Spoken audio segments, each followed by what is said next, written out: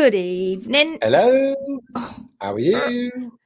microphone's gone up a bit high. We see there's quite a few of you already coming in and having a chat already. I know, it's funny, isn't it? What have we got here It's then? great that you come and have a chat before we turn up. Hello, everyone, says Pia. Hello. It is, they're all chatting away. Good morning, guys. Vicky, where? Oh, my goodness, what time is it, Vicky? Morning, Karen all. Mackinson. Loads of booze. Deb Jacks. Hello, peeps. Sarah Lou, oh my goodness, not only did I make it, but I'm early. Go me. Hi, everyone. And we're late. Sorry about that. Morning from New Zealand, -5 degree frost here. Eek. That's huge for us in Canterbury. Blimey. Hi, everyone, says Jackie Berry. Hello. Was it you, Jackie, that you wanted us to talk about something last night? I can't remember. Oh, no, Jenny, just starting to heat up here. Roll on summer, although in Scotland it only lasts for 4 days. What, summer? We have finally sunny day, and being outside whole day could fall asleep. How nice. It was quite nice here, actually, wasn't it, Gary? It was quite warm. It was very nice. Hello, Dawn. It took me a couple of hours to go around and mow everything. You did very good today, going around in your mower. The hubby left me unattended for a few hours last year, and I bought a 5-meter wide swimming pool. We had to extend the garden and the deck, and I went in at once. Far too cold. You went in once. Oh no, how awful. Oh dear. Hi everyone, lovely warm day here. Finally, our spring summer is starting. How do you feel after yesterday, Kelly? It was Kelly, wasn't it, that we were talking to yesterday with Polka? How do you feel? You've gone away and you've licked and chewed? And how do you feel? Hello again, everyone. Hi, Becky. Good to see you. Yeah. Hello, everyone. I may have to take a phone call from my niece later, but I'm here for now. Hope you've all had a good day. I love the start of your track, Pia. Oh, yes, I briefly saw that. Hello, says Sandra from Czech. Sarah Lou, we got Sandra. A notification. Did you? That's because I put it up early enough, wasn't it? That's why. That's why. Hello, Joe Kirk. Good to see you. Good afternoon from South Carolina, says Sabina. Ooh, do we know you, Sabina? We have a student in South Carolina, one of our HMB Pro students. Lydia says, finally found the live. Hello from Canada. Hello, Lydia. Good to see you. It was me about pulses. That's right. And we're not talking bean pulses, are we? We're talking horses pulses. What was it? Remind me, Jackie, what it was that we were talking about. Remind me. Hi, one and all, says Dawn. How are you getting on with your challenge, Dawn? Are you enjoying the challenges? Kelly says, I am okay, thank you. I was a bit emotional, but no, I am doing the right thing. I've spent most of today watching your YouTube videos from day one. Got up to track systems. Oh, dear God. Oh, my God. No, and what are we on? Day 44? Don't do it yourself. I think I'm 10 behind on the YouTube channel because we lost all those days when we were away and I wasn't uploading anything. So I do need to get into the Phoenix group and sort out what we have in there. But when we started doing the webinars, they'll only last a short period of time, and then everybody's going to have to get over to YouTube and watch them on YouTube. Hello from Scotland, says Julie. Hello. Not horsey, Julie. But we got a set of new hooves today. Beautiful new Hereford bull, only 18 months, but a beauty. Ah, that's nice. Did he have to come in onto the island? How did you get him there? Or was he bred on the island? I'm not the same Sabina in South Carolina. But hoping to be a student soon. Love all of this content so much. Brilliant, Sabina. Ooh, that'd be nice. We're going to be doing our training camp, our North America training camp in South Carolina next year. Even though Rainey lives in South Carolina and we're going to be holding the training camp at Rainey's, we're holding it after her group will have done the second training camp, which will be in Cornwall. So Rainey's still going to fly over so she can be with her group and do the training camp in Cornwall. Then when she gets home and we fly over to her, then we can then she said she'll feel in a much stronger position because she'll nearly be qualified by then. So that's what we're doing next year. It's going to be very exciting. Yes, on the ferry, so friendly. Oh, over the ferry they go. Ashes is doing really well, but I feel a pulse. It's not a lot, but it's more than it was. Ah, yes. Okay.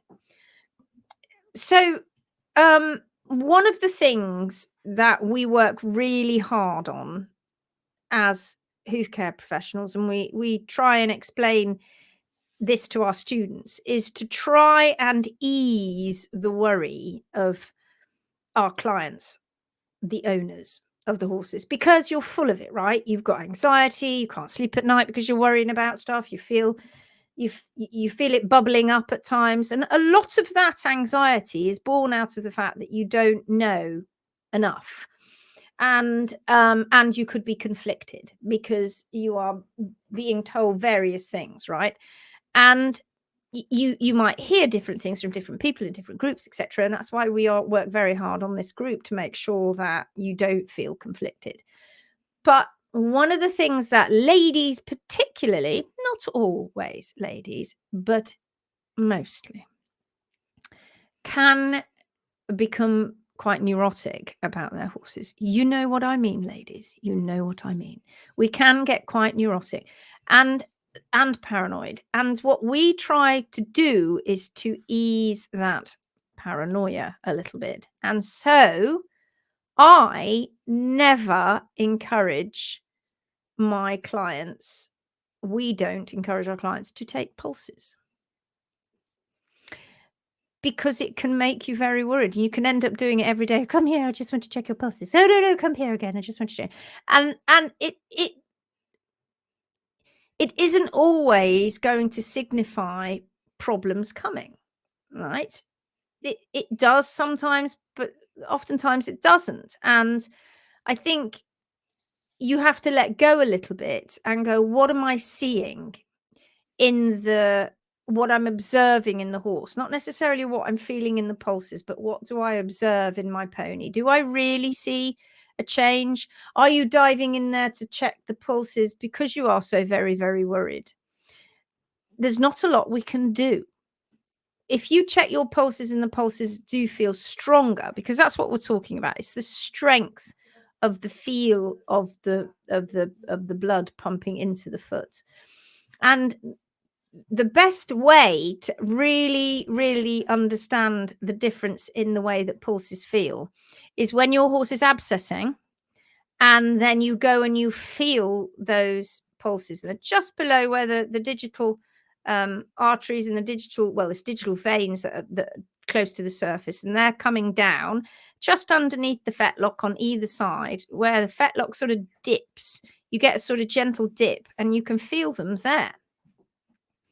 And if your horse is abscessing, you will have a strong pulse. So when your horse goes lame on one foot and you're like, I don't know whether it's an abscess, I don't know whether it's in the leg, the very first thing you should do at that point then is feel for a pulse. Because if you've got a strong pulse going into the foot, then you've indicated almost definitely an abscess. Now, I'm going to say almost definitely because there are other things that can go on, but usually you would see visual then. So then you can tell, oh, that really does feel strong, because when you go and test the other front foot, you're like, or back foot, you're like, oh, this doesn't feel, I can barely even feel it.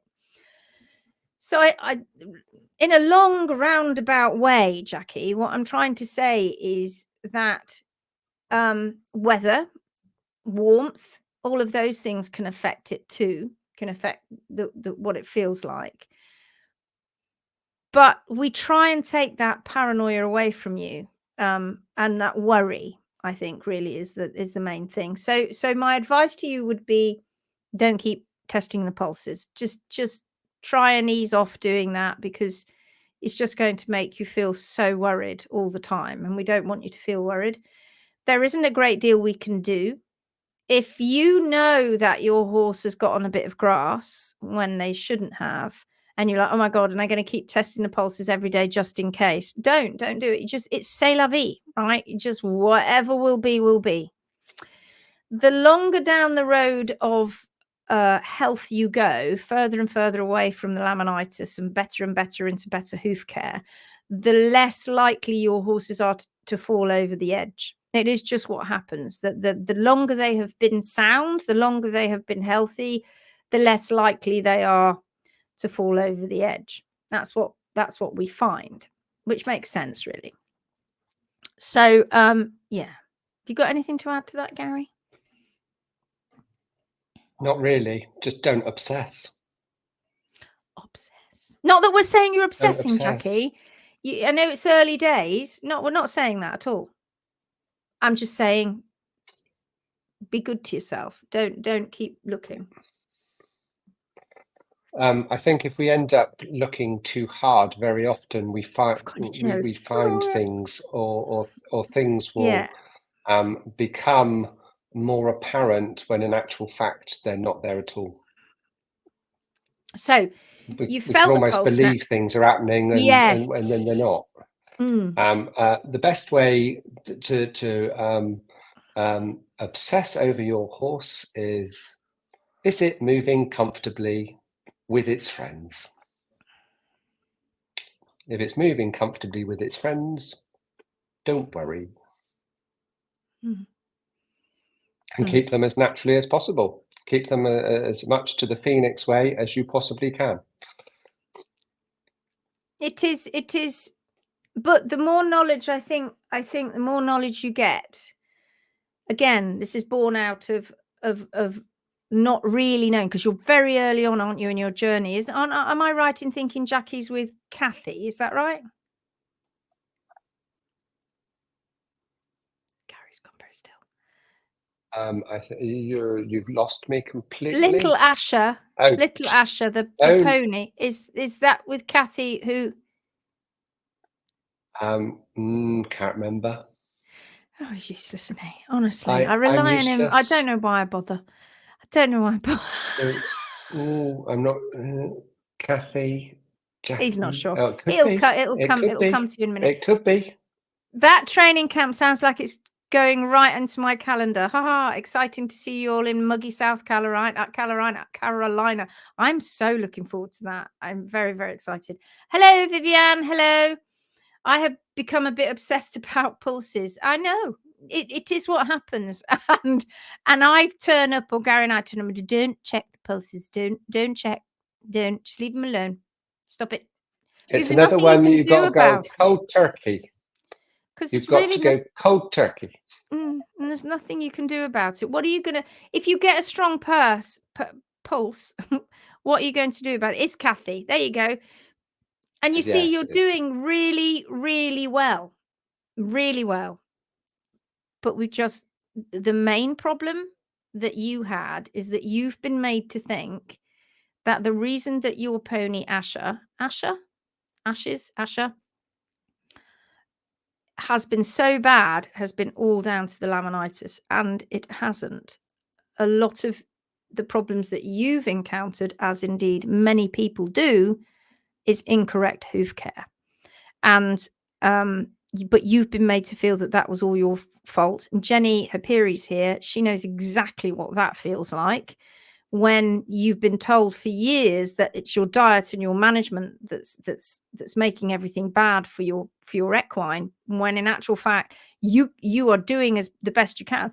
I mean, I know that there are times when everything is a problem, but from what I saw, from the images that I've seen, very much the hoof care was a problem. And you'll know that because when Kathy trimmed the first time, I believe, little Ash was able to walk off a lot freer.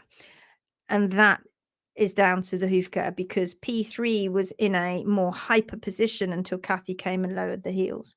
And this is what we're fighting against. So many horses and ponies out there crippled because they have incorrect hoof care. So it's an issue. Anne's here. She says, hello, just managed to sit down. Well done. Yes, you are so good at remembering. Remembering what? Was that me? It certainly wasn't me. See, I can't even remember what I said 2 minutes ago. It's okay. Charlotte remembers. Yes, Kathy. Heidi Watkins. Hello, Heidi. You're a newbie. Hello, Heidi. We've not seen your name before. Where are you from, Heidi? Tell us where you're watching from. I've become obsessed with this group. This is really weird, isn't it? Because we end up having people come on, and there are we could say that there are live virgins, but they know us better than we know them, which is really disconcerting. I know, right? You know us better than we know ourselves half the time. But Marianne, welcome, Heidi. Welcome, Heidi. When do you think you are coming to Canada? Next year. Next year. When we do our training camp next year, which is July, that's right, isn't it? Yeah. Hot. Oh my God. We are going to fit in some workshops, if we get enough legs, in a couple of places in the States. So we'll do a training camp and then a couple of workshops. And we'll either go before that or after that to Canada. Ontario, I think we're going to. And we might go and try and go to the other side as well to do more workshops. So those are the 3-day workshops where you come along, you learn some cadaver trimming, and you learn about the Phoenix Way. And those are the workshops we're planning on doing. So, but it's all dependent on the legs. And if we can't get the legs, we could still do presentations and workshops, but it's not as effective. Because you really need to have the time. You don't need to be rushed. You want to just sit there. You just want to work out what's going on with the foot that you've been given. And even if you don't want to trim, you still need to see for your own eyes and have a really good look at a foot. No rushing, horse not holding their foot up. So you've got to quick putting it down and none of that. You just sit there with a foot in front of you going, okay, now I'm going to learn. And it's a really valuable experience. So hopefully we will get to meet you. We do. Oh, Charlotte says she's going to speak to her niece now. Bye. Say hello to your niece. Hello, niece. Welcome, Heidi. It's great, isn't it? Says Kelly. Asher. If I say that loud enough, my Asher's going to come and go, what do you want, Mum? Spelt the same way. Did you name your pony that, or did somebody else name your pony that? It's really interesting. This group is amazing, so supportive, education and level-minded. Thank you very much. Thank you very much. Jeanette, bonsoir. How are you? Good to see you. Bonsoir. Jackie says, I'm trying to learn more. I'm on day 5 of the challenge. You are going to learn more, and you will. Well done. And like we've said so many times, of the challenge. And like we've said so many times before, yes, you can pick up quite a lot from the lives that we do, but if you've got to be like Kelly and sit there all day long going through all the YouTube videos, you will pick stuff up. Of course you will. But the purpose of the challenges is that it's very focused. We deliberately send you through a particular path to learn about the equine, all the way through learning about their legs, the structure, even their senses, the gut, their feet, pathology, and it's all properly layered. We keep revisiting stuff and keep going on with it, and that gets you put into a really good mindset as you go forward if you do it day by day by day. And that's the purpose of the challenges, and they're working really, really well. And then with the challenges, as well as the YouTube videos and the rocket science lessons, etc., and everything that you find on the group, then really you're going to have so much information. You're going to feel so empowered and so much better than you do now in terms of information. So I'm looking forward to finding out how it progresses for you, Jackie. It's going to be exciting. So Jenny says, yes, indeed. Years of it was me being the problem. 5 trim cycles in by me and nothing else has been changed except I did the 15 and 10-day challenge and now trimming to Mother Nature's blueprint, the Phoenix Way. Happy hooves everywhere, all 21 ponies. Yes, Jenny. Come on. Awesome. She needs a spinny. And it's true. I remember Jenny and I talking you know, at the beginning of the year. And where are we now? We're only in May, Jenny. It's gone so quickly, hasn't it? Incidentally, did everybody notice we've gone up to 6.2 thousand members today? So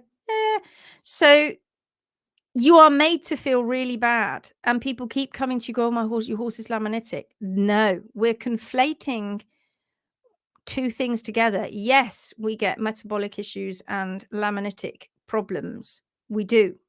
We absolutely do.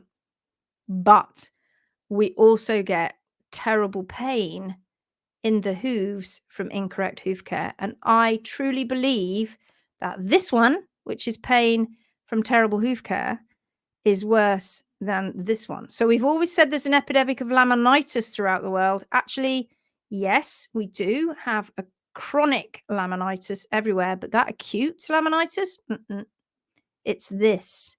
This is your problem, incorrect hoof care. And you can be doing everything you possibly can, changing the diet, changing the hay, and you're pulling your hair out because you're like, oh my God, I've tested the hay, I've looked at the hay, it's not got any rye in it, and they're not eating any grass, and they're still bad. Look to the hoof care, because that is where your problem truly lies. Becky says, I'm a newbie to live, but I've been watching the YouTube whilst I do my dog grooming over the last month. Oh, I've got quite a few friends watching the videos too now, and they all love it. It's such great info. Well done to you both. Thank you. Thank you so much. Thank you very much. Welcome. I have to say, welcome. I have to say that I have to watch them back. I make them fast forward. I fast forward them so that I can write notes about it, so that then when I put the description down, excuse me, because I can't remember them, and I watch them, sometimes I think, oh God, what are we doing, Gary? I don't watch them. Oh God. And sometimes I find myself laughing because it's actually quite funny. Caroline's here. Hi, Caroline. Yay, I managed to get here. It's good to see you again from Portugal.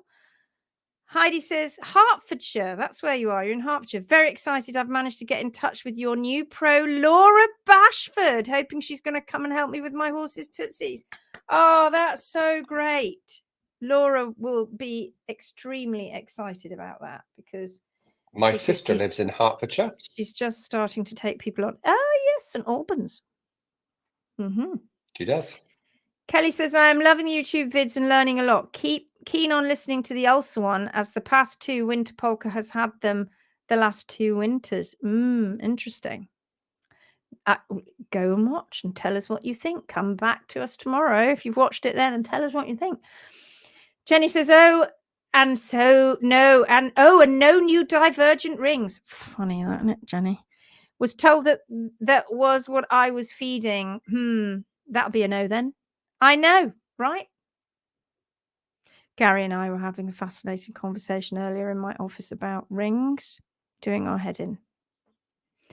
Because we are now going on a mission to understand more about hoof rings. Now, we know about when they diverge, when the toe's being cut off and it slows down the growth rate, and that's why you get divergent rings. We know all about that. We know about the heels not going faster.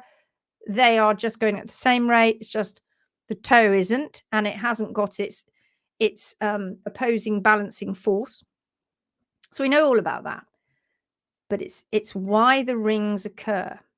It's why those rings look the way they do. And nobody anywhere has done any research on it. So we have our own theories. And of course, we're told, aren't we, that they are caused by inflammatory episodes. That was the party line. That's what everybody said everywhere. And I've heard myself repeat that 1,000 times. But in fact, actually, nobody's ever defined what it does. So we are looking at that and where the rings occur. And do they occur all the way through the hoof wall? Or do they occur just on the outside? And what does that mean for the papillae that are creating them? So that's what we do constantly. That's as far as we've got. As far as we've got. Well, kind of, yeah. Erin's here. Oh, hello, Erin. Hello. Hi, Erin. Hello. Question. We are 10 weeks from our first HM trim. Okay. So you've been doing it for 10 weeks. Working to correct significant P3 rotation with a new farrier and diet and leaving the toes on our mini gypsy. What is a realistic expectation of when boots should no longer be needed? When half of new hoof growth is apparent, or will it need to be fully grown out? I'm impatient, especially now that I can see the new angle coming in, but she can only be out of boots for about half an hour with significant signs of pain. Yeah. So there's various things that are going on there. You've got to wait for the sole to repair. If you've had significant rotation, it's been pushing down here in this area on the circumflex artery, and this is all this area here, the soft tissues down here, the blood vessels, everything, they're all inflamed and they need to settle down. That takes time, right? Once that starts to settle down and P3 is getting into a better angle, it doesn't just sort of get into a better angle and stay there, sadly. It's a little bit like 2 steps forward, 3 steps forward, 1 step back, 2 steps forward. You know what I mean? And I always get that wrong. It's weird. And what happens is that it was like this, lots of inflammation, pain, lots of pain at the back of the foot because this has been like at the back. And then as the hoof comes back, you get those heels down, and then in between the trim, what happens is it goes back up a little bit. So it's constantly going until it eventually gets down and settles to where it needs to be. So while that process is going on, you're a little bit you're a bit sort of, oh, we're doing really well. Oh no, we're not doing so well. Oh, we're not doing so well.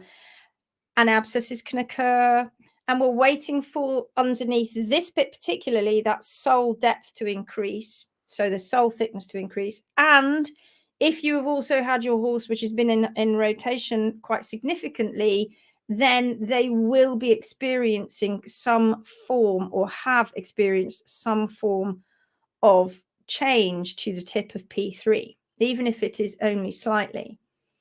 And therefore, the answer to your question is it depends. It really depends.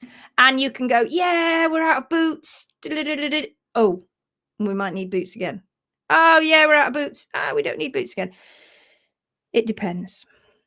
There is no right answer. The thing is with rotation, when you've had P3 rotation and they've chopped the toe off, and you didn't say whether that's actually happening, Erin, so tell us whether that's happening, then of course you've got to wait until the toe wall gets down. However, having said all of that, we are currently helping a horse rehab who has got no toe left whatsoever, but the heels are bringing P3 back into the correct position. And the owner's lovely partner, he has created this lovely track with which I think is China clay waste. I think that's what it looks like because it's in Cornwall, and it's a sort of sandy, gritty, but got a bit of texture to it, and some bigger stones in there, but nothing crazy. And she's now, for the first time in weeks, been able to go without her hoof boots. Now, she wouldn't be able to cope without her hoof boots on hard ground, but she can cope with her hoof boots without them on soft ground because she sinks into this sort of sandy, really great surface because it exfoliates the sole. It's brilliant. It cleans. It cleans as it goes as well. So try different surfaces if you can, and you'll find, and this has always been our mantra, if you like, if they're sound on a surface, they don't need their boots. But if they're not sound on a surface, they do, obviously. So if they're sound in their paddock, don't need their boots. But if they're not sound out of the paddock, they need the boots out of the paddock, but not in the paddock. So wherever they are sound without the boots, that's fine. But when you change surfaces, then you're going to need the hoof boots. And of course, it's a pain in the bum when they're growing out that big wedge, because then it doesn't necessarily fit the hoof boots. With the pony, the horse that we're dealing with at the moment, she's not a pony, she's a horse.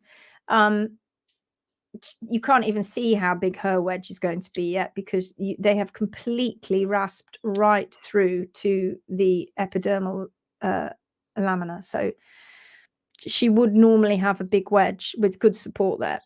So my answer to you, Erin, is it just depends.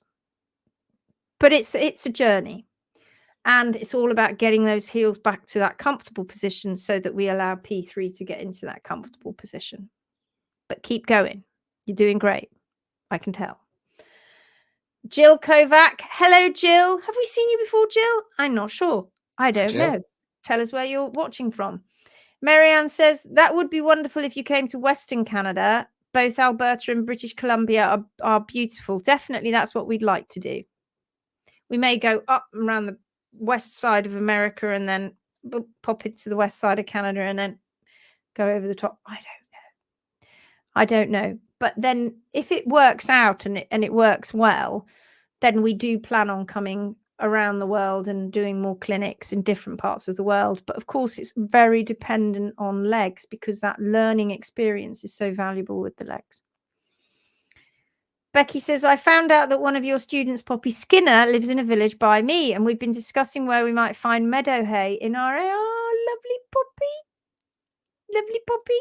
Poppy's a good one. Poppy's a good one. They're all good ones. Well done. They are all good ones. Sarah says, would it have anything to do with the strength of pulses as the hoof wall is created at the coronet band? Are we talking about the event lines? No, I don't think so. I don't think so. And it's also very interesting because it's so much more complex than you expect it to be. I mean, I'm not saying it isn't that, Sarah. That could be partly something to do with it, but we're not entirely sure. Nobody's entirely sure, to be honest. We know exactly how the hoof wall is formed, and it's a constant flow. That's why sometimes it looks like it when you see hoof wall, it looks like it's rippling. Obviously, those are the rings, but sometimes you see it really look like it's distorting like lava. Well, that is because it is a continuous flow. It never stops. It's slow, but if you were to just keep a hoof there and just speed it all up, you'd see it moving. You'd see it moving as you speed it up, and it would go oop, blip, oop, blip, oop, blip as it creates these rings. It's very fascinating, actually. But all horses in a herd will have the same rings. So obviously we know it's diet related. But why do some horses, well, some are more metabolic than others or have more metabolic issues, that's probably a better way of saying it, they might have stronger, more intense looking rings. It's very interesting. It's very, very interesting. Deb Jacks, that's us. That now makes so much sense. Oh, good.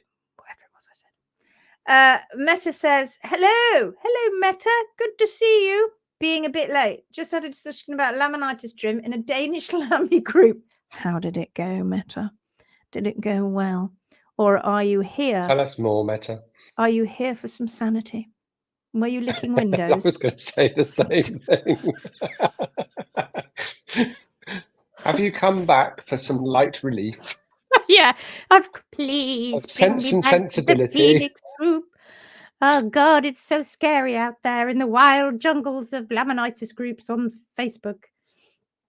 Sabina says, thoughts on topical hoof goops and potions to either strengthen the hoof or to promote growth. They're definitely a fad around me lately.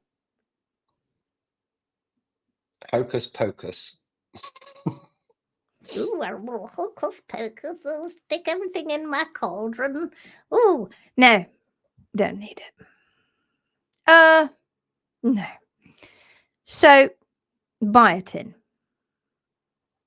That's a supplement that's often touted for strength for hair and skin, and shiny coats and strength of hooves. But it's part of the B12 complex, and it's made by the microbes. If you have a good, healthy gut, your microbes will make tons of things in there that are good for your horse. You don't need that. Certainly no oils, because the hoof needs to breathe. Is that alcohol I see there, Mr. Hinton? It is. I thought I'd treat myself to a desperado. And are you? I'm treating myself to a desperado. But are you? Are you desperado? What? Am I desperado? No. I just thought I'd be a bit more smiley on a live. I don't know what I'm saying. Just the one. So, topical groups. So there's nothing that will promote strength. There's nothing that will promote growth. Just correct stimulation. So what promotes growth at the toe, we know, is having a toe wall. If the toe wall's not there, you're not going to promote any growth. So you know what? Good diet in there, good fiber in the gut. And that's the best thing that you can give a horse, hands down, on anything else. It really, really is. Yes, the rings. I wondered if the increased blood flow in the rhythm of being strong. I know what you're saying. I know what you're saying. Well, could be part of it. We don't really know. It's all fascinating. We have our theories. We do. From Pennsylvania in the US. Brilliant. Good to see you. I don't know. We'd like to visit Pennsylvania. I think I have. I think I have visited Pennsylvania when I went to New York State. And I think I did.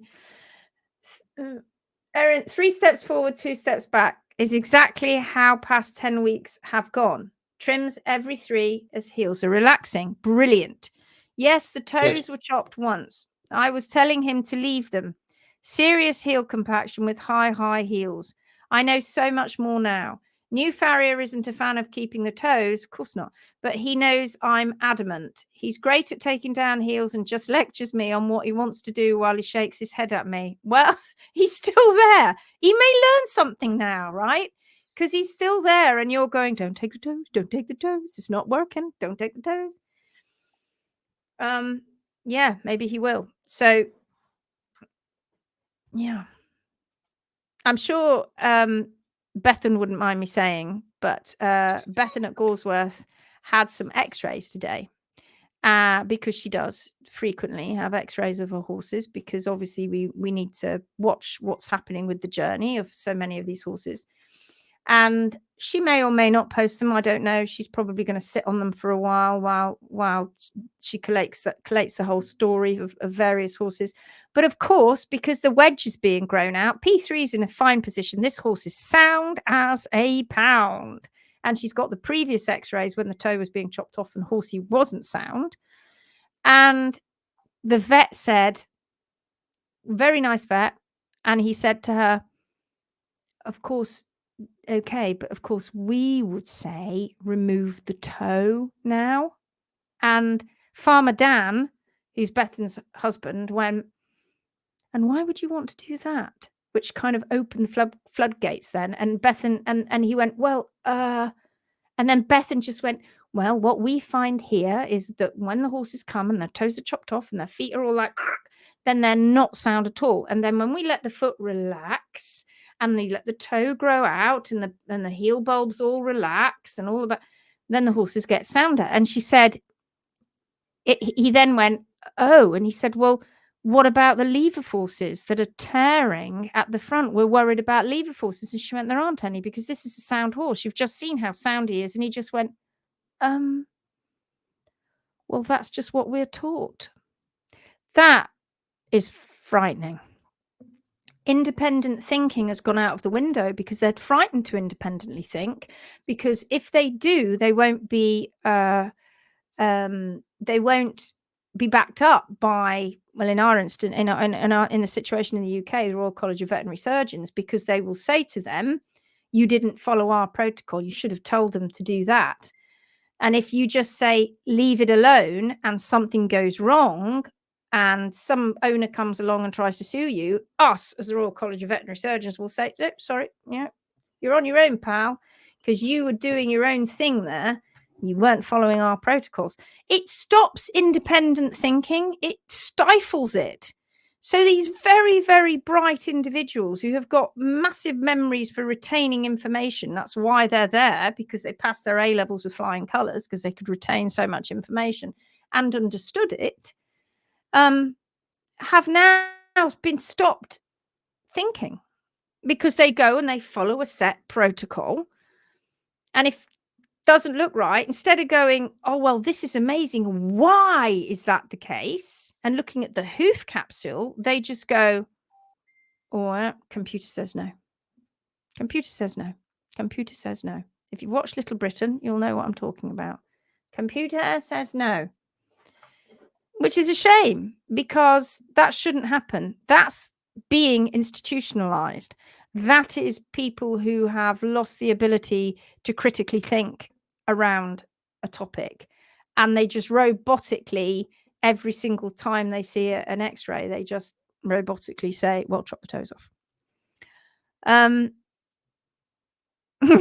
Drinking on the job, terrible. It's just terrible.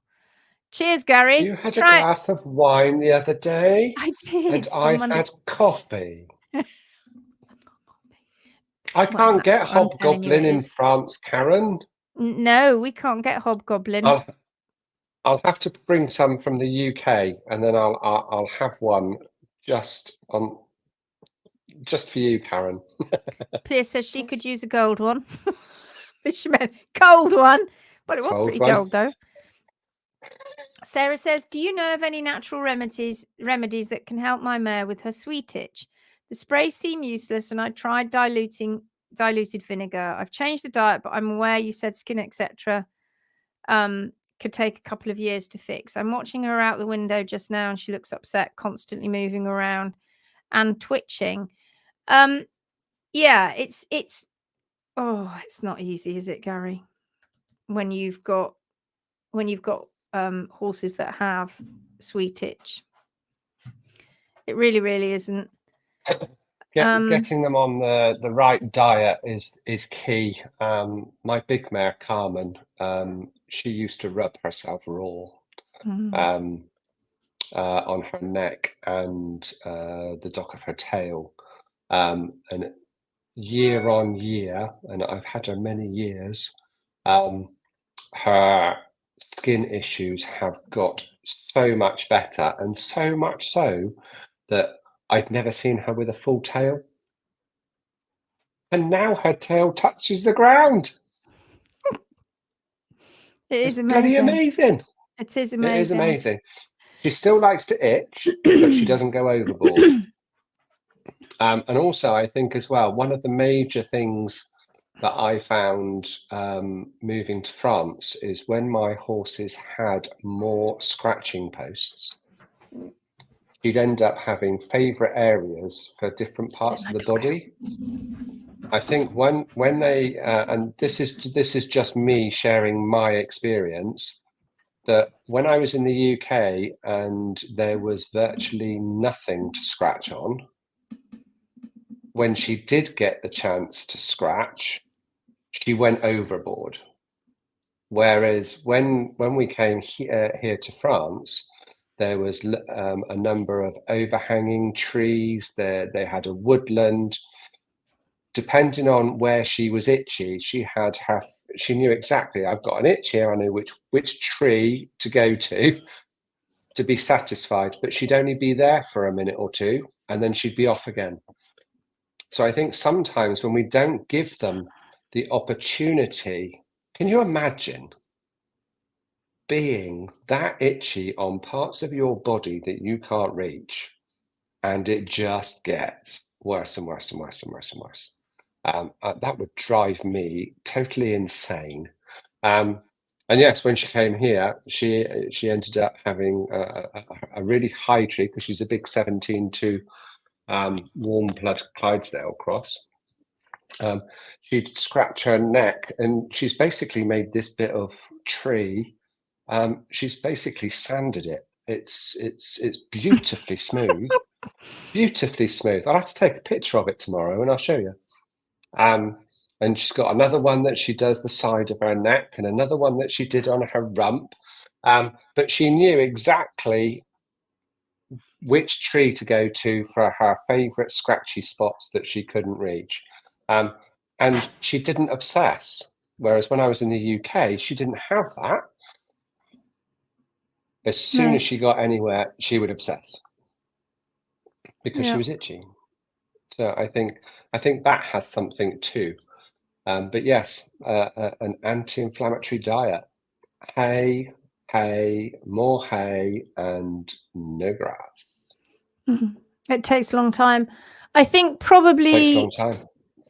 I mean, I've seen owners use all sorts of treatments, lotions, potions, creams, and I think the best thing that I've ever found, and I know Bethan also uses it at Gawsworth, is benzyl benzoate.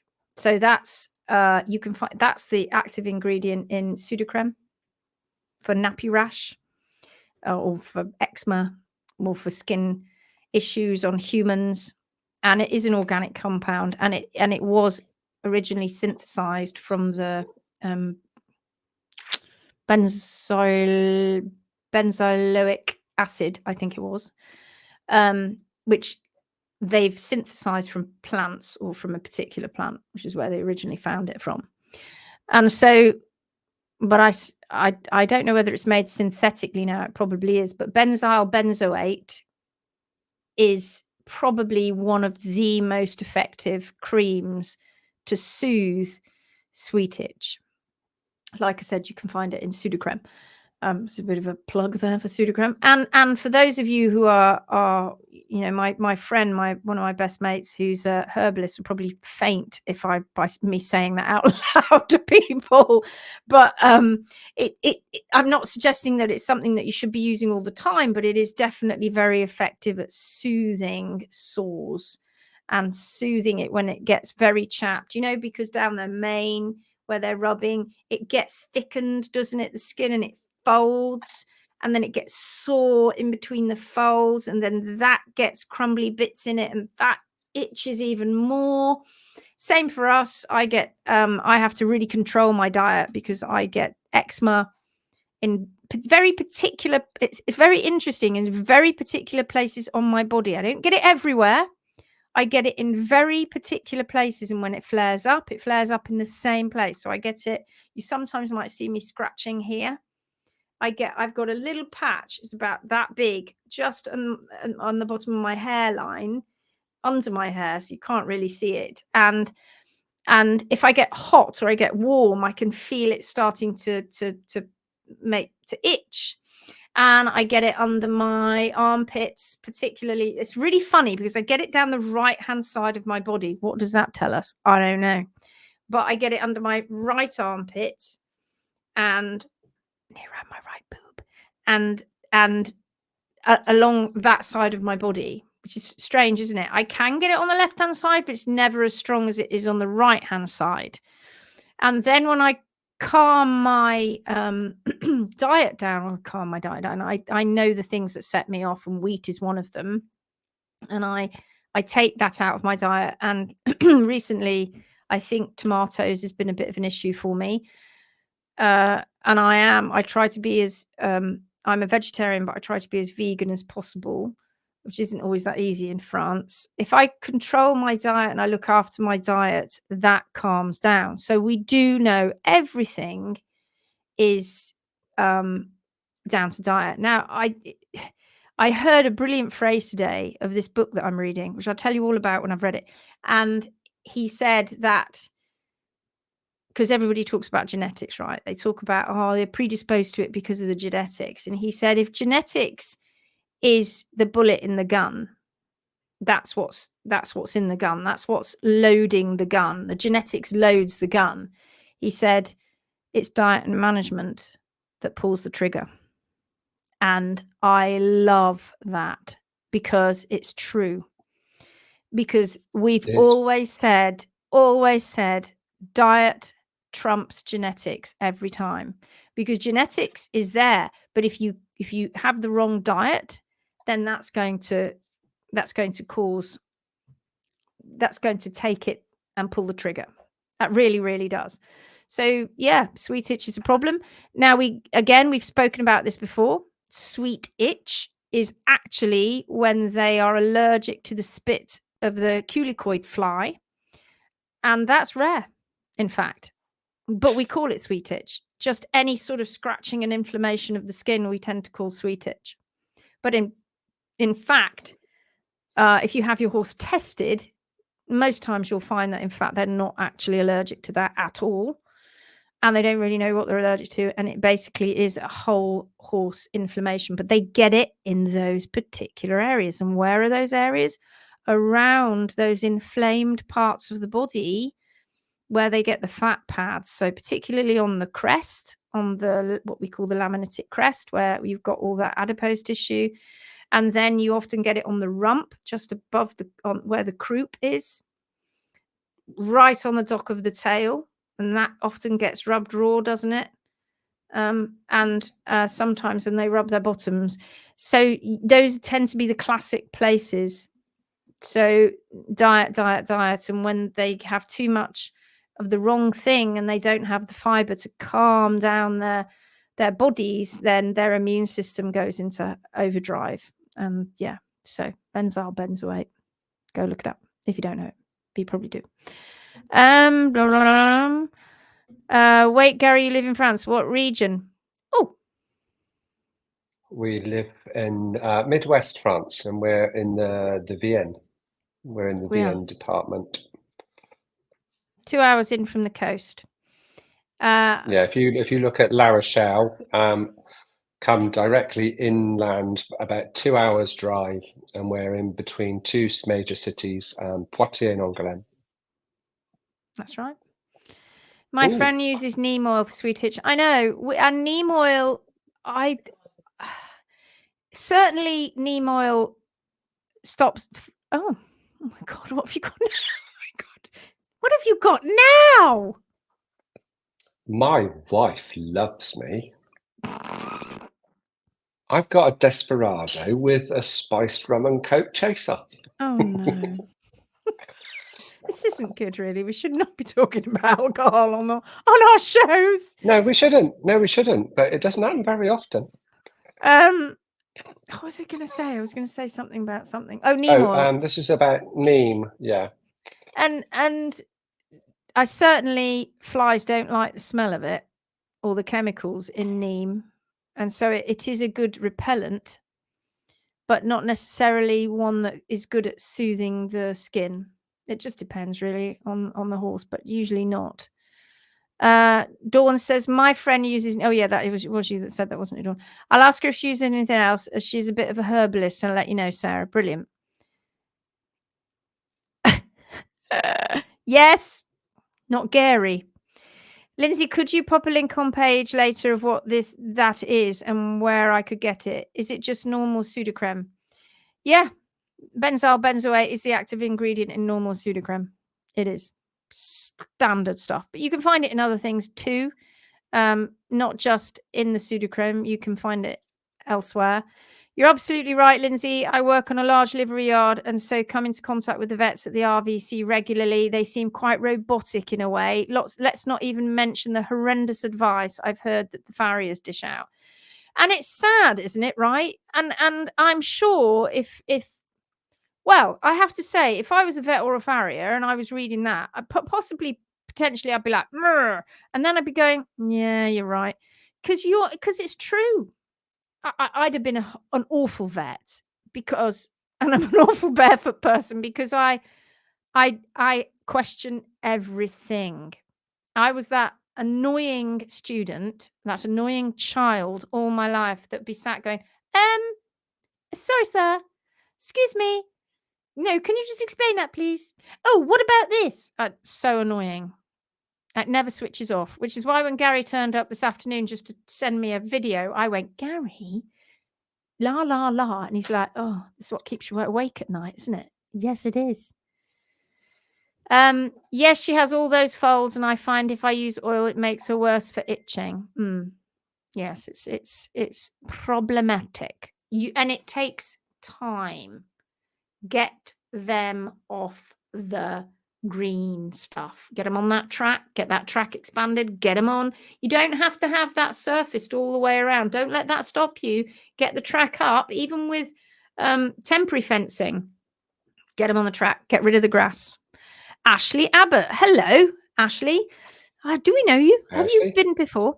Milk thistle was a game changer for my old horse who itched like mad. He also had summer photosensitivity and mud fever in winter. It really went away. He was on grass-only diet at the time, sadly. Yes. So, absolutely. Benzyl benzoate is an organic compound and it comes from plants. That's where it originally came from. So, plants are the answer. And it's what we are putting, and plants are the problem too, right?